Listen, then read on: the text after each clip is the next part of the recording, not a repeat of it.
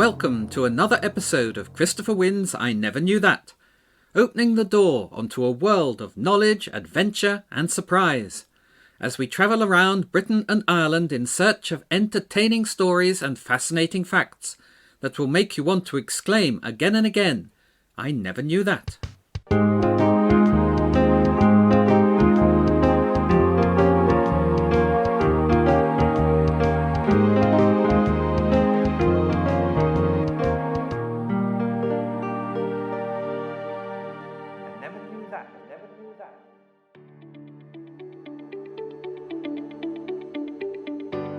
I'm Christopher Winn, author of the I Never Knew That book series about the countries and peoples of Britain and Ireland, and I will be your guide as we travel around the regions of England, Scotland, Wales and Ireland, meeting friends along the way and learning about the people and places that make these beautiful islands the most magical place on earth.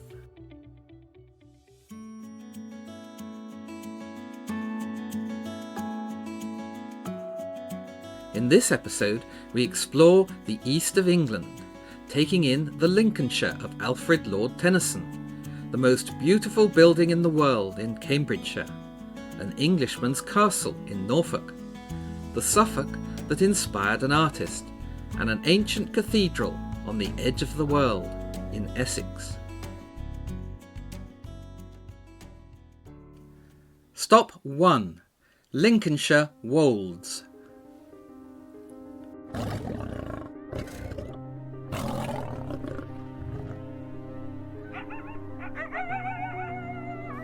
Nature, red in tooth and claw.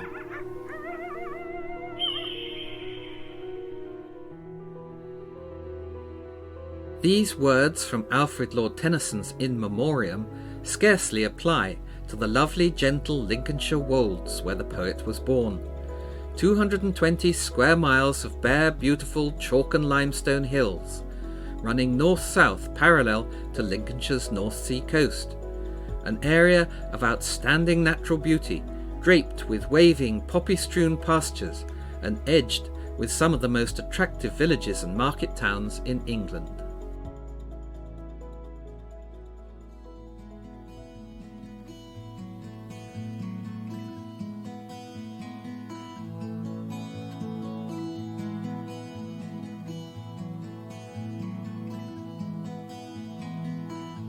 The lonely prehistoric Bluestone Heath Road runs along the top of the Wolds, passing close by their summit, Wolds Top. At 551 feet above sea level, the highest point on England's east coast between Kent and Yorkshire. The views are spectacular. The fens, the coast and the blue North Sea, Lincoln Cathedral, once the tallest building in the world, the Boston Stump, medieval England's highest tower, Tattersall Castle, the finest piece of medieval brickwork in the country, and Grimsby's dazzling Italianate dock tower, and everywhere flowers and fields, but very few people. Bliss. Passed over by the tourist hordes the Wolds may be, and so much the lovelier for it, but they have not been passed over by history, for a king was born in Lincolnshire's hills, Henry Bolingbroke, grandson of Edward III and son of John of Gaunt. Henry later took the throne of England from Richard II and was crowned Henry IV. The mounds and ditches and fallen stones of the mighty six-sided castle where he was born in 1366, which was levelled in the Civil War, lie on the edge of the rambling village of Old Bolingbroke, set in a Woldian valley beside a rushing stream. In the nearby market town of Spilsby in 1786 was born the Arctic explorer Sir John Franklin, who disappeared while looking for the Northwest Passage. His sister Sarah was the mother of Alfred Lord Tennyson's wife Emily, making Franklin Tennyson's uncle by marriage. The spirit of Tennyson is everywhere in the Wolds. One of our most popular poets, he was poet laureate for 42 years of Queen Victoria's reign, and is the 9th most frequently quoted writer in the Oxford Dictionary of Quotations. Here is a fragrant nosegay of some of his best.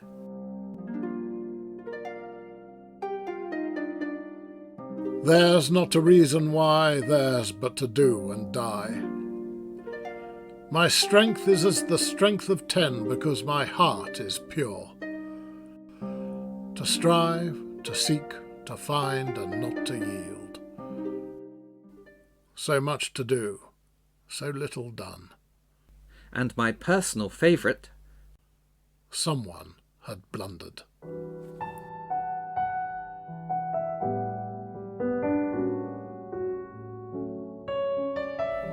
Tennyson was born in the tiny, well-wooded Woldian village of Somersby, where his father was the rector. The rambling, pantiled Georgian house where he came into the world still stands, although it is no longer a rectory. Much of Tennyson's early poetry was inspired by the villages and countryside surrounding Somersby. For instance, here are the silent woody places by the home that gave me birth, the woods that belt the grey hillside, the babbling brook that flows to join the brimming river, for men may come and men may go, but I go on forever.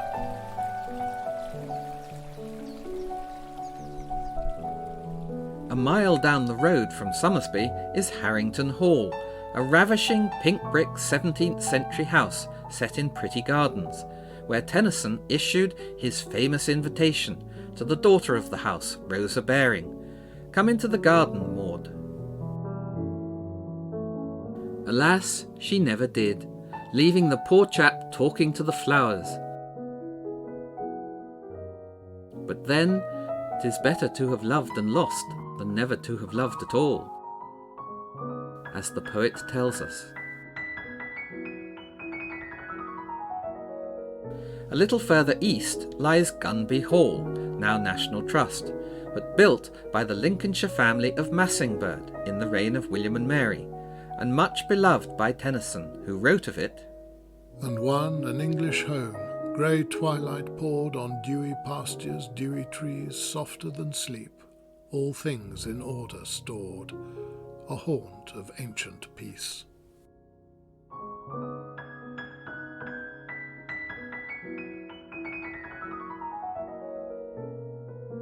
And that is how I will always think of the tranquil, dreamy, timeless, sun-drenched Lincolnshire Wolds.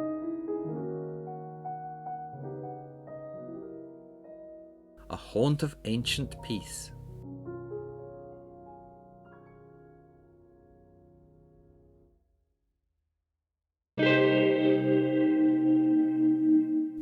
Stop 2. King's College Chapel, Cambridge. Although such things are highly subjective, more people put King's College Chapel, Cambridge at the top of their list of most beautiful buildings than any other building in England. Perhaps it is the dimensions or the spaciousness, the simplicity of the design, the huge windows, whatever it is, in a city of supremely beautiful buildings, King's College Chapel is the one that everyone comes to see and remembers. Indeed, so iconic is it of Cambridge that Cambridge City Council uses the chapel as its logo.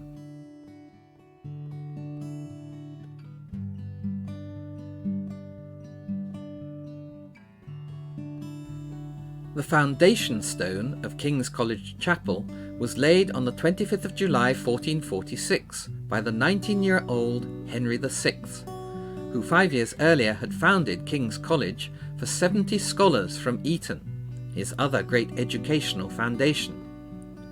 Henry intended his chapel to be without equal in Europe, and he specified the spectacular dimensions himself.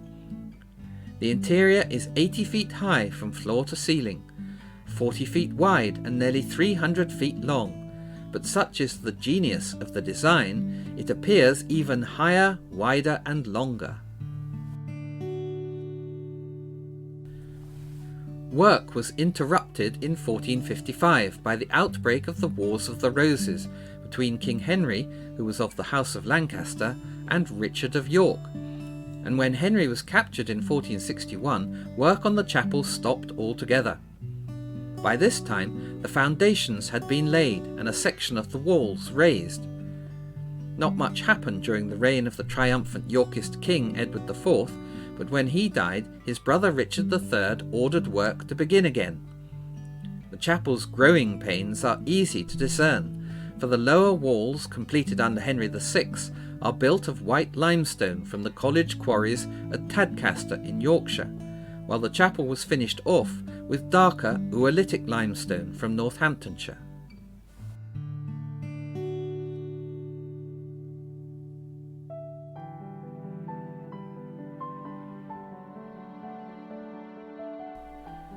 The chapel was finally finished under the two Tudor kings, Henry VII and Henry VIII, and Tudor symbols abound, carved into the stone tracery of the windows and into the woodwork. Tudor roses, red and white, the portcullis emblem of Henry VII's mother, Margaret Beaufort, the thorn bush from which Henry Tudor had plucked Richard III's crown at the Battle of Bosworth. Every feature of the chapel calls for superlatives. The wondrous fan-vaulted roof, so delicate that it seems to be made from lace rather than stone. It is the largest fan vault in the world and has been described as the noblest stone ceiling in existence. It was designed and built by two master masons, Simon Clark and John Wastel, and completed in just 3 years, from 1512 to 1515.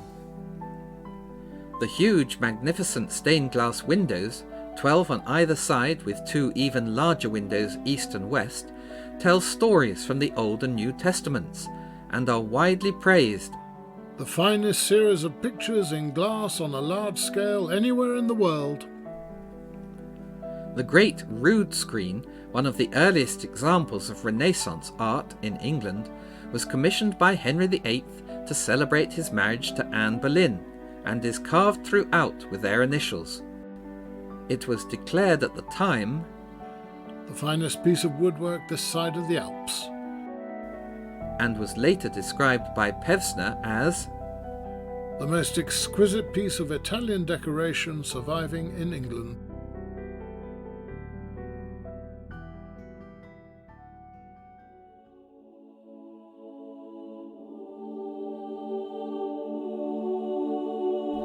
King's College Chapel is not just easy on the eye, but also easy on the ear, for the acoustics of the lofty, uncluttered interior are sublime, worthy of one of the world's finest choirs. While wonderful music can be heard in Cambridge at any time of year, it is at Christmas that King's College Chapel rarely takes centre stage.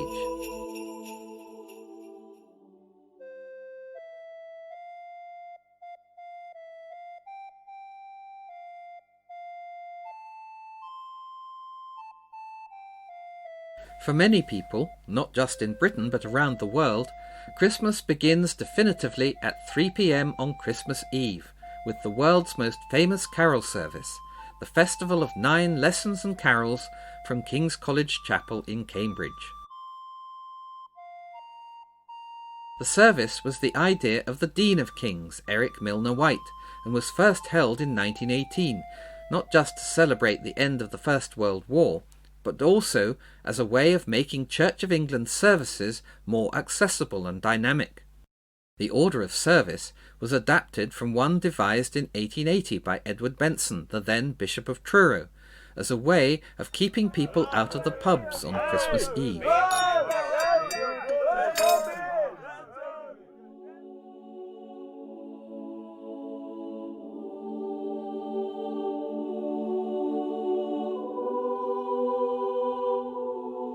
The best choir in the world, singing the most beautiful carol service in the world, in the most beautiful building in the world. And the most beautiful magic of it is, if you are prepared to queue from dawn, you can be a part of it all.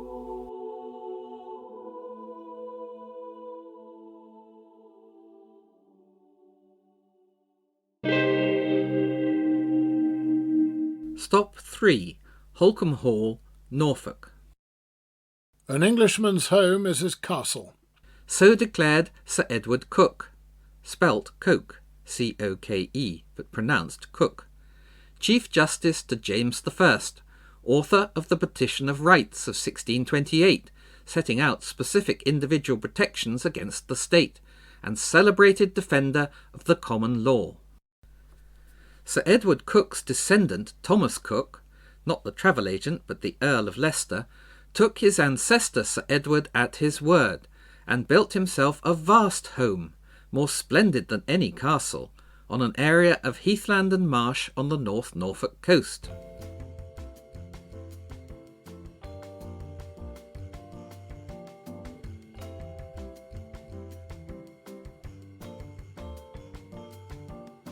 Holcombe Hall, completed over 30 years between 1734 and 1764 to the designs of Coke himself, with a little help from William Kent, is enormous.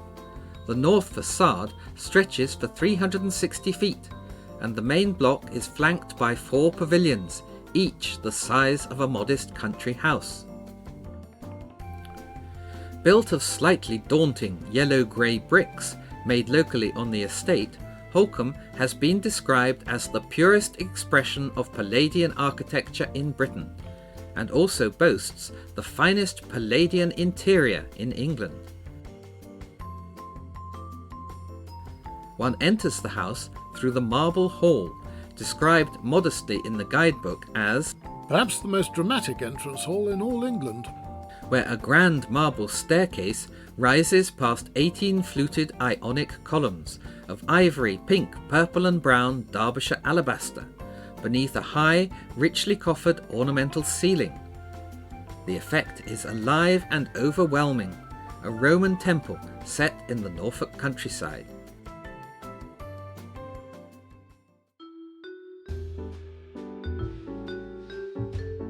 What Thomas Cook did for the house, his great-nephew, another Thomas Cook, who became known as Cook of Norfolk, did for the surrounding 25,000-acre estate, or 26,000 acres at low tide, according to the present Earl of Leicester, turning it from sparse sandy heathland where 2 rabbits could be seen fighting for 1 blade of grass, as Cook put it, into rich, productive arable farmland. Cook of Norfolk was one of the pioneers of the 18th century agricultural revolution, which led to a rapid increase in food production and efficiency in Britain and later throughout the world. He introduced crop rotation, planting wheat, grass, barley and turnips in successive years to nurture and enrich the soil, experimented with selective breeding of sheep and cattle, and laid the foundations of the modern agricultural show by inviting people from across East Anglia to sheep shearing displays, known as Cook Clippings. As MP for Norfolk, Cook delighted in his status as the greatest commoner in England, and refused all offers of a peerage, even vowing to break the Prince Regent's sword if the Prince tried to knight him. But once he had retired from public life, he eventually accepted the Earldom of Leicester from Queen Victoria, and he was immortalised as the subject of the last ever painting by Thomas Gainsborough.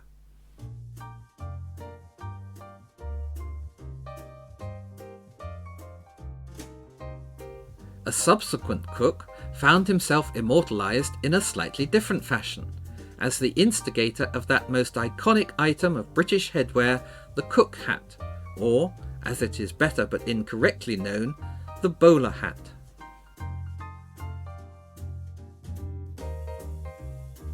One fine August morning in 1849, Edward Cook journeyed up to town from Norfolk to pay a visit to the famous hatter, Lock & Co. of St James's. The purpose of his visit was to inquire of Locks if they might be able to provide him with a hat, to replace the rather impractical top hats that he and his gamekeepers at Holcombe wore while out on the estate, which were too fragile and kept falling off. The new hat needed to fit securely and be tough enough to protect the head from low overhanging tree branches and hostile poachers. Lock & Co. passed on Cook's requirements to their chief hat maker, one Thomas Bowler, and he duly produced a prototype for Cook's approval. In December, Edward Cook travelled back up to London to inspect his new hat, and on being handed the aspiring headgear, he proceeded to place it on the floor and jump up and down on it in his cleated Norfolk boots. He then picked the hat up, dusted it down, and checked it over for signs of damage. There were none, and so Cook put the hat on his head, placed an order for several more, and returned to Norfolk. And to this day, the Earl of Leicester continues to order the hat to which his ancestor gave his name for his gamekeepers, and if you go to Lock & Co in St James's and ask for a bowler, they will politely proffer you a Cook.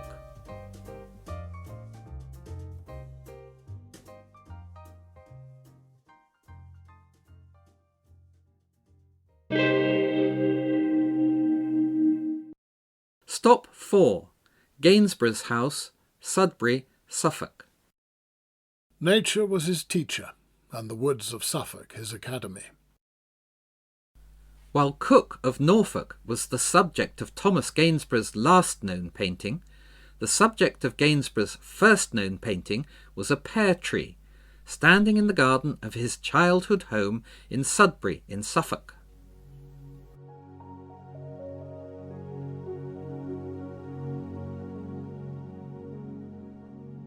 Suffolk is chocolate box England made real. The English countryside of our dreams. The landscape is tranquil. There are no desolate moors, no dark and lowering mountains.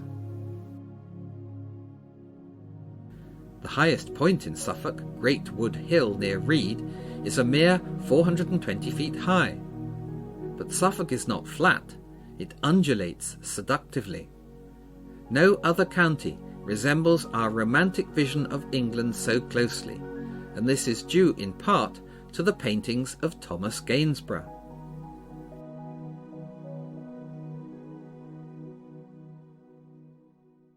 Suffolk made me a painter, he said, and the sketches he made as a boy provided material for his work throughout the rest of his life.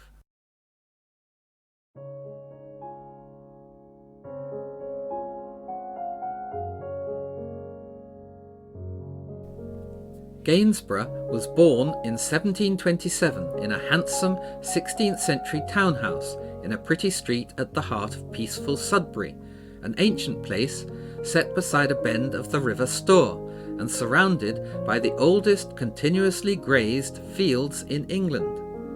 The house is now a museum dedicated to his life and work, the only birthplace of an English artist open to the public. While the house has been somewhat refashioned, the lovely walled garden at the back remains much as Gainsborough would remember it, for, as well as a 400-year-old mulberry tree that was growing there in his day, the garden has been planted with the sorts of trees, plants and flowers that would have been found growing in the garden in the 18th century when he was there. These include a pear tree, similar to the one that appeared in Gainsborough's earliest known work, Tom Peartree. One late summer's day when he was 12 years old, Gainsborough was drawing a pear tree in the garden when he spotted a furtive-looking fellow leaning over the garden wall, gazing hungrily at the fruit. Gainsborough added a quick sketch of the ruffian into the picture, and so good was the likeness that the drawing was subsequently used in court to convict the rascal of pilfering.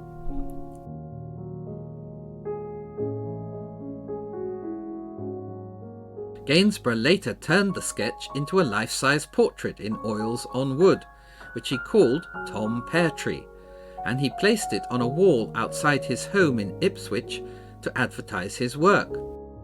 The figure looked so real that passers-by would often raise their hats and bid Tom Peartree a polite good day. Good day.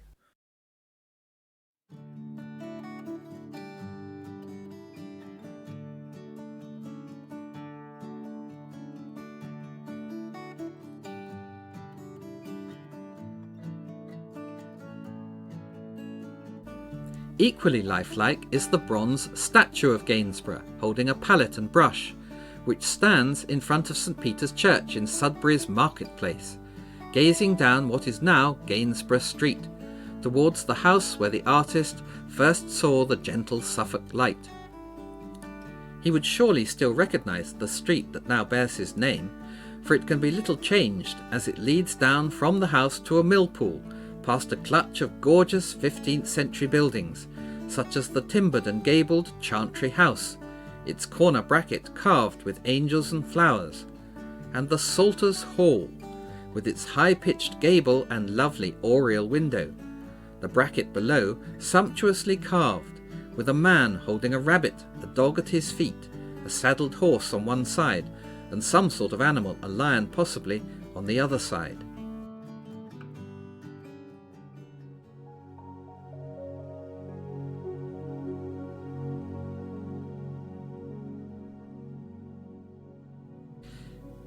It was this unchanging nature of Suffolk, especially rural Suffolk, that appealed to Gainsborough. Although he's renowned as a portrait painter, he only painted people to make money. His first love was landscape, and he would often use a Suffolk-inspired scene as a backdrop for his subjects. Described by his great rival Sir Joshua Reynolds as the first landscape painter in Europe, and regarded by many as the father of modern English landscape, Gainsborough passed his love of the Suffolk countryside on to another Suffolk-born painter, John Constable, who spoke of being moved to tears by Gainsborough's depictions of the stillness of noon, the depths of twilight, and the dews and pearls of the morning.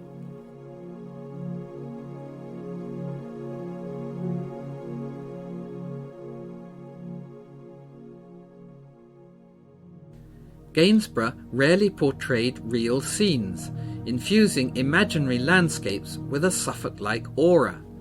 Constable, on the other hand, painted real Suffolk places that you can still recognise today, and the genius of them both ensures that when we think of England, we think of Suffolk.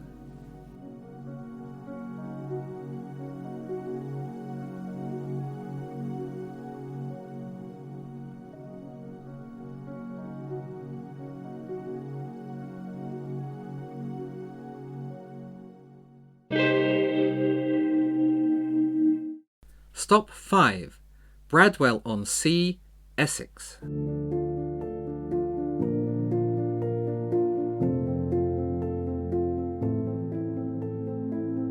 If the world was flat, Bradwell-on-Sea is where you would fall off the edge. It lies beside the Blackwater estuary at the end of the road, a nestle of nice old cottages, a 14th century church with a red brick Georgian tower, a 16th century inn, and a mysterious house of journalists and spies, hidden by trees, Bradwell Lodge, a fusion of rambling moated Tudor rectory and sublimely beautiful Georgian pavilion with Robert Adam-inspired interior, so perfect that it hurts.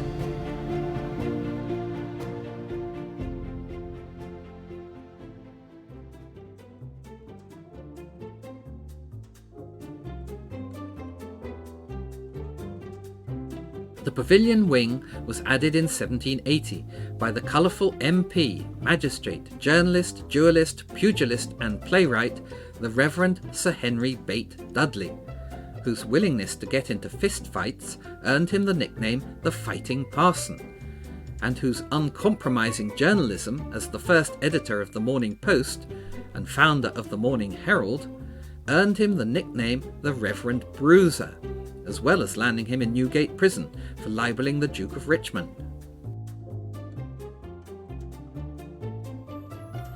The pavilion is crowned by a belvedere with many windows, that the Reverend Bruiser had built both as a studio for his friend the artist Thomas Gainsborough, who painted his famous portrait of the actress Mrs. Siddons in the belvedere, and as a watchtower from where he could spy the approach of those officious men from the revenue who were always trying to thwart his entirely legitimate trading activities.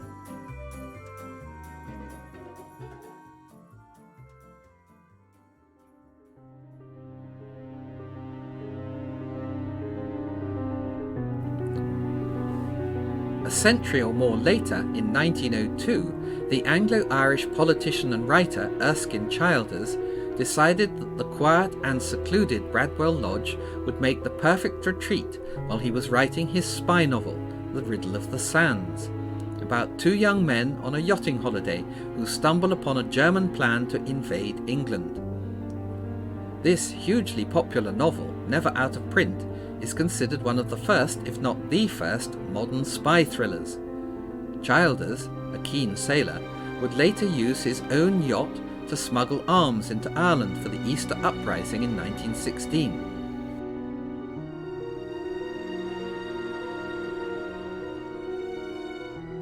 Although he fought valiantly in the Royal Navy during World War I, winning a Distinguished Service Cross, he became a leading member of the IRA and was executed by an Irish firing squad in 1922 for rebelling against the establishment of the Irish Free State.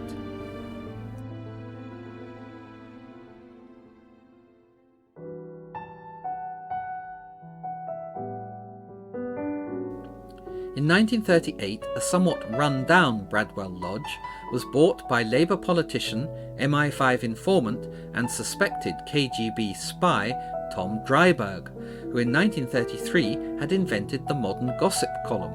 An intimate biographical column about men and women who matter. As he described it, written for the Daily Express under the byline of the 18th century diarist William Hickey. With financial help from his boyfriend, the Cambridge spy Guy Burgess, Dryburgh did up the house and lived there for more than 30 years, away from the prying eyes of his constituents and, somewhat ironically, the gossip columns. When raised to the House of Lords in 1974, he took the title Lord Bradwell and is buried in the churchyard at Bradwell-on-Sea.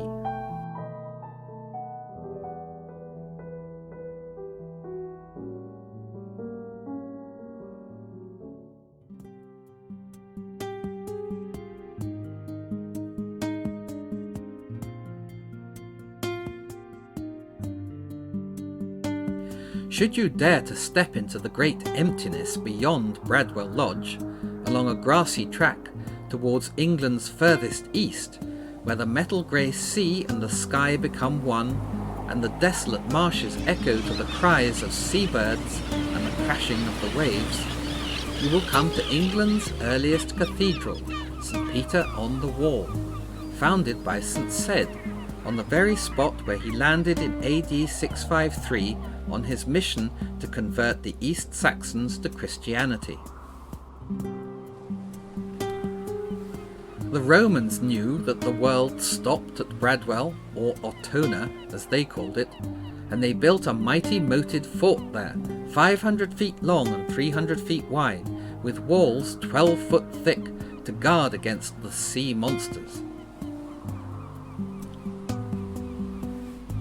The East Saxons put their magnificent cathedral on top of the wall and used the Roman bricks of the fort to build what was probably the biggest building in Saxon Britain at that time, a tall, mighty 4-square temple, 50 feet long, 22 feet wide and 24 feet high, with walls made 2 feet thick against the raging sea.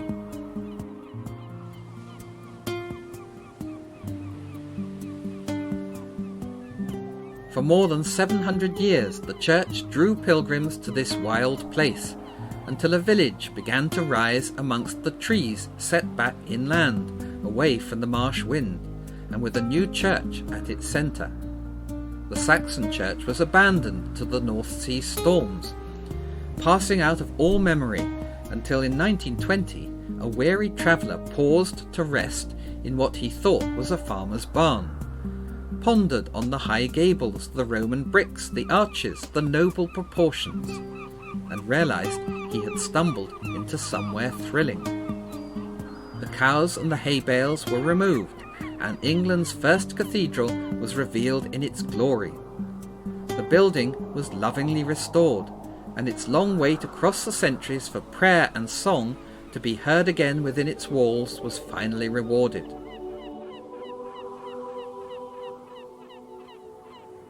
Communion services are now held here weekly, and every year there are pilgrimages from all over the country to this venerable old church, this little Canterbury, this gateway to the dawn.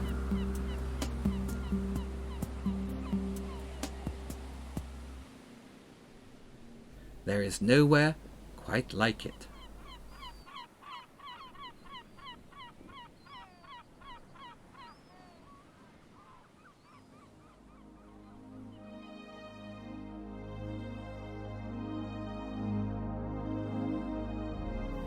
Well, that concludes our tour of the east of England.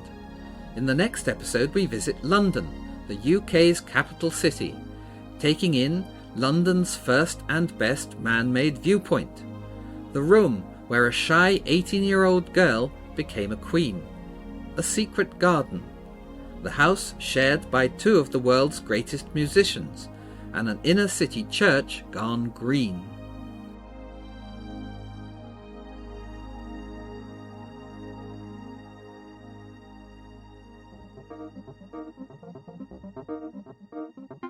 This has been an I Never Knew That production, brought to you by Christopher Winn, with guest star Rupert Van Sittert. Find out more at christopherwinnsineverknewthat.com and check out the I Never Knew That books online and at all good bookshops. My thanks to Rupert, to my executive producer Jeremy Conrad, and to you for listening. If you have enjoyed this podcast, please rate and review, and join me again next time to discover more tales that will make you want to exclaim again and again, "I never knew that." I